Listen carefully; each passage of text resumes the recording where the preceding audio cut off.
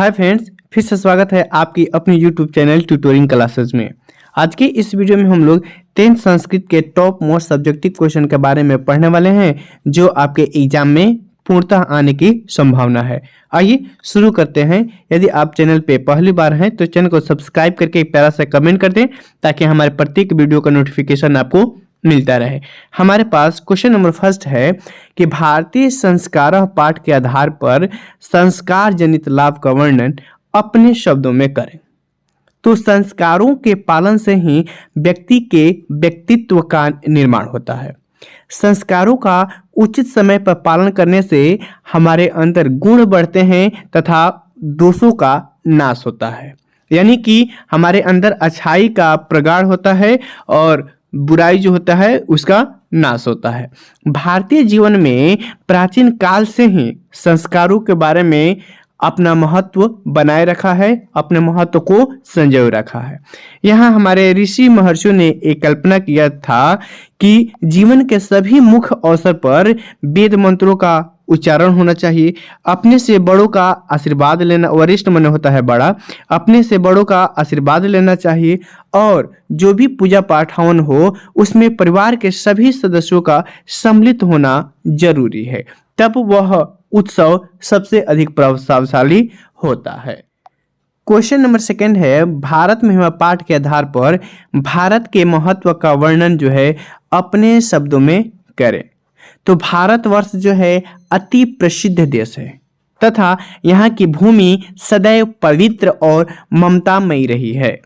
यहाँ विभिन्न जातियों और धर्म के लोग एकता के बंधन को एक साथ समर्पण भाव को धारण करते हुए निवास करते हैं। भारतीय भूमि पुत्र वत्सला है, यानी कि प्रेम बरसाने वाली है।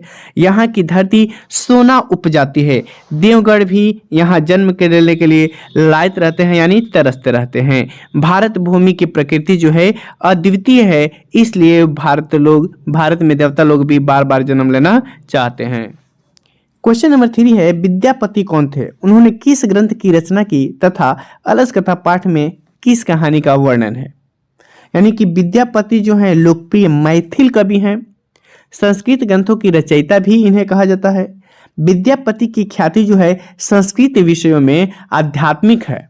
इन्होंने पुरुष परीक्षा नामक ग्रंथ की रचना की है और पुरुष परीक्षा के कहानी में जो हमें चैप्टर 3 पढ़ना है अलस कथा, उस पाठ में आलसी के दोषों का निरूपण प्रसंग में व्यंग्यात्मक माने क्या कहें, मान लेते हैं कोई लड़की काली है, उसको कहे यार वाह कितनी सुंदर है, तो ये नहीं होता है कि व्यंग किया जाता है, आलोचना प्रस्तुत की गई है। नीतिकार जो है आलस्य को शत्रु के समान मानते हैं। यहाँ से ऑब्जेक्टिव क्वेश्चन भी आपसे पूछा जाता है, नीतिकार आलस्य को क्या मानते हैं, तो नीतिकार जो है आलस्य को शत्रु के समान मानते हैं। क्वेश्चन नंबर 4 है, कर्णस्य दानवीरता पाठ के आधार पर कर्ण का चरित्र चित्रण कीजिए। तो कर्ण को सूर्यपुत्र, दानवीर कर्ण और अंगराज कर्ण के नाम से भी जाना जाता है। जन्म से ही उसे एक कवच और कुंडल प्राप्त है। जब तक कर्ण के शरीर पर वो कवच कुंडल है तब तक उसे कोई नहीं पराजित कर सकता है, उन्हें मार नहीं कर सकता है। कर्ण महाभारत के युद्ध में कौरव के पक्ष से युद्ध करता है और अर्जुन इंद्र पुत्र है। इंद्र अपने पुत्र हेतु छल पूर्वक कर्ण से कवच और कुंडल मांगने के लिए साधु के वेश में आते हैं। दानवीर कर्ण सूर्य के उपासना के समय जो भी याचक उनके सामने याचना के लिए आता है उसे निराश नहीं लौटाता है।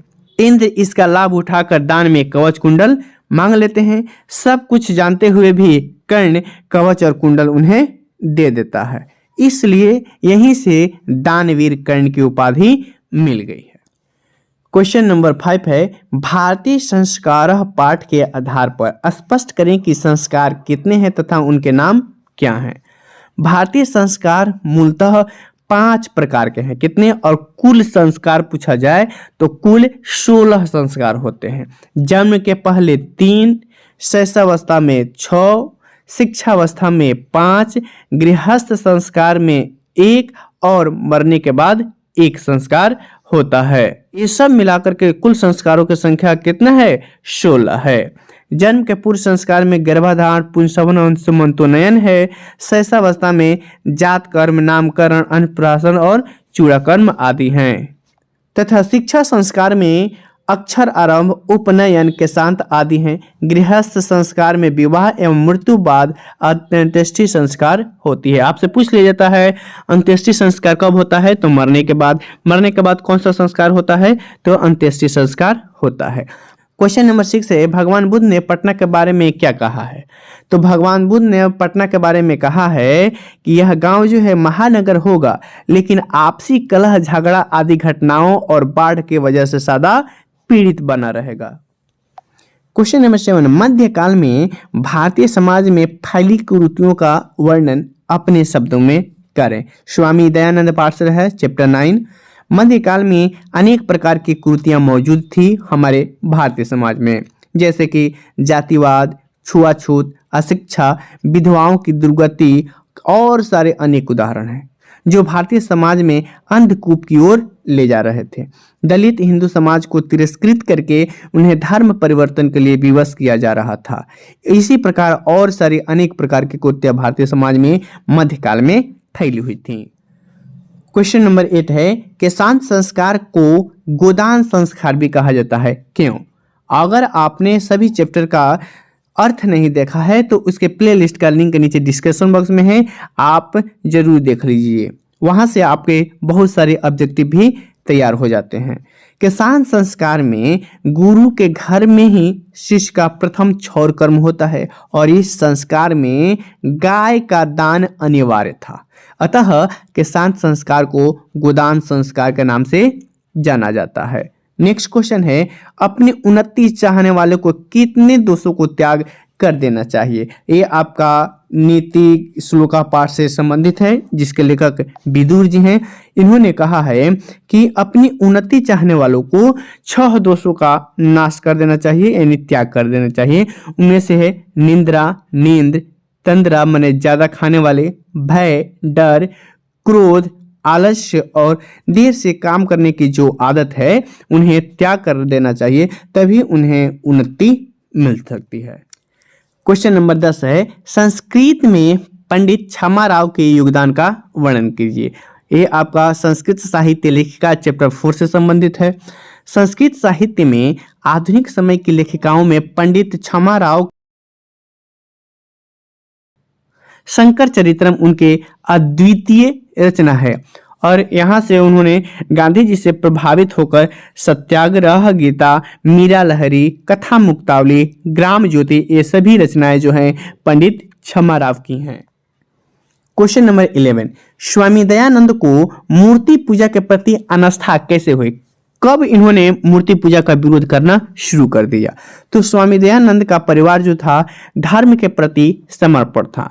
बड़ों को देखकर एक बार शिवरात्रि के दिन शिवलिंग पर चढ़ाए हुए फलों को खाते हुए एक चूहे को देखा। वे सोच में पड़ गए थे कि जब शिव अपनी ही रक्षा नहीं कर सकते हैं तो दूसरों की रक्षा कैसे करेंगे।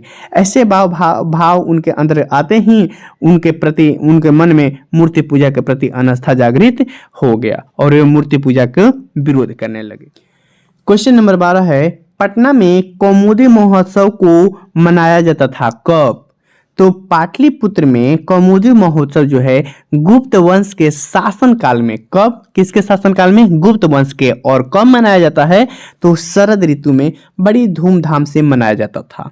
सभी नगरवासी आनंद मग्न हो जाते थे। आजकल हम लोग जिस प्रकार दुर्गा पूजा का आयोजन करते हैं उसी प्रकार प्राचीन काल में कौमुदी महोत्सव मनाया जाता था। क्वेश्चन नंबर 13, राम प्रवेश राम का चरित्र चित्रण कीजिए। तो राम प्रवेश राम कर्मवीर कथा का प्रमुख पात्र है। राम प्रवेश राम का जन्म बिहार राज्य के अंतर्गत भीखन टोला गांव में हुआ है।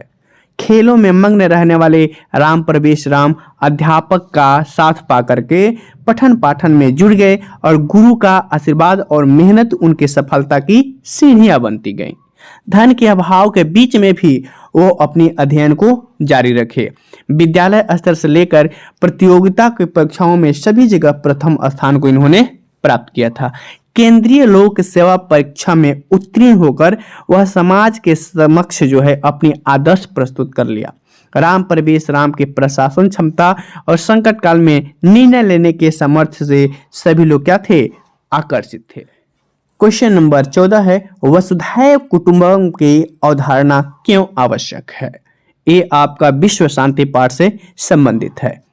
अशांति का प्रमुख कारण द्वेष और असहिष्णुता है। अशांति के कितने कारण? 2। कौन कौन? द्वेष और असहिष्णुता। हर देश एक दूसरे की उन्नति को देखकर ईर्ष्या की अग्नि में जल रहे हैं, उसकी उन्नति को नष्ट करने के लिए छल कपट आदि का सहारा ले रहे हैं। अतः परोपकार, सहिष्णुता आदि को धारण कर ही शांति को दूर किया जा सकता है। अतः वर्तमान में जो है वसुधैव कुटुंबकम की जो अवधारणा है वो आवश्यक है। इस सीरीज का लास्ट सवाल आपके सामने है, वेदों की संख्या कितनी है, उनके नाम लिखिए। तो वेदों की आज्ञा 6 है, वो है शिक्षा, कल्प, व्याकरण, निरुक्त और छंद तथा ज्योतिष। और हमने शास्त्रकार पाठ में इस सभी के रचनाकार के बारे में भी पूर्णतः अध्ययन किया था और इस चैप्टर से संबंधित ऑब्जेक्टिव भी बनाया था। आपको यह सीरीज कैसा लगा आप हमें जरूर बताइए। मिलते हैं अगली वीडियो में, तब तक के लिए धन्यवाद।